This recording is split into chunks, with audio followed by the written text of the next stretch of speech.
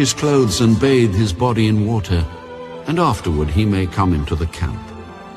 The bull for the sin offering and the goat for the sin offering, whose blood was brought in to make atonement in the holy place, shall be carried outside the camp.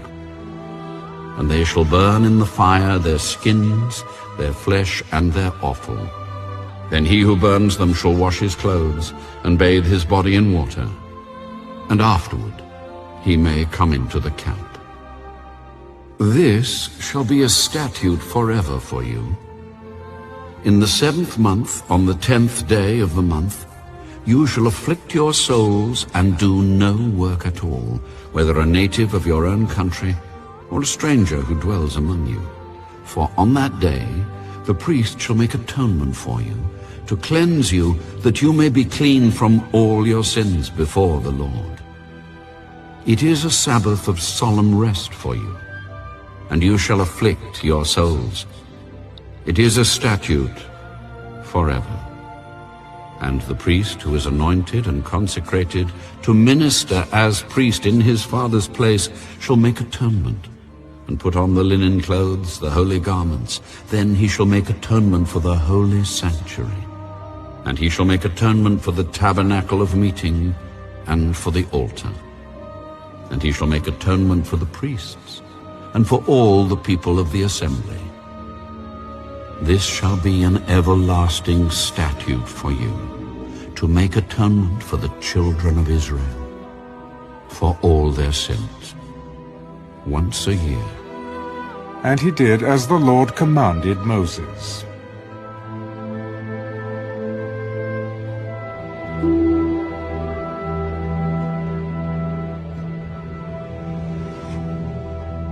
Leviticus chapter 17.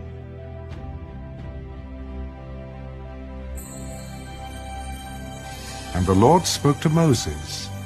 Speak to Aaron, to his sons, and to all the children of Israel, and say to them, This is the thing which the Lord has commanded, saying, Whatever man of the house of Israel who kills an ox or lamb or goat in the camp, or who kills it outside the camp, and does not bring it to the door of the tabernacle of meeting, to offer an offering to the Lord before the tabernacle of the Lord, the guilt of bloodshed shall be imputed to that man. He has shed blood, and that man shall be cut off from among his people, to the end that the children of Israel may bring their sacrifices, which they offer in the open field, that they may bring them to the Lord at the door of the tabernacle of meeting, to the priest, and offer them as peace offerings to the Lord. And the priest shall sprinkle the blood on the altar of the Lord at the door of the tabernacle of meeting, and burn the fat for a sweet aroma to the Lord.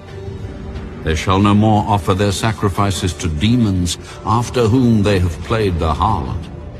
This shall be a statute forever for them, throughout their generations. Also you shall say to them, Whatever man of the house of Israel, or of the strangers who dwell among you, who offers a burnt offering or sacrifice, and does not bring it to the door of the tabernacle of meeting to offer it to the Lord, that man shall be cut off from among his people. And whatever man of the house of Israel, or of the strangers who dwell among you, who eats any blood, I will set my face against that person who eats blood, and will cut him off from among his people. For the life of the flesh is in the blood, and I have given it to you upon the altar to make atonement for your souls. For it is the blood that makes atonement for the soul. Therefore I said to the children of Israel, No one among you shall eat blood, nor shall any stranger who dwells among you eat blood.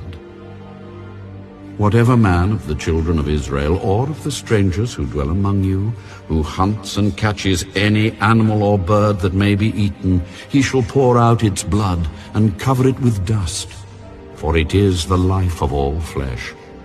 Its blood sustains its life.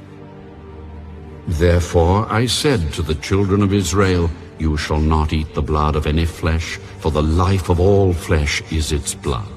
Whoever eats it shall be cut off. And every person who eats what died naturally, or what was torn by beasts, whether he is a native of your own country or a stranger, he shall both wash his clothes and bathe in water, and be unclean until evening. Then he shall be clean. But if he does not wash them,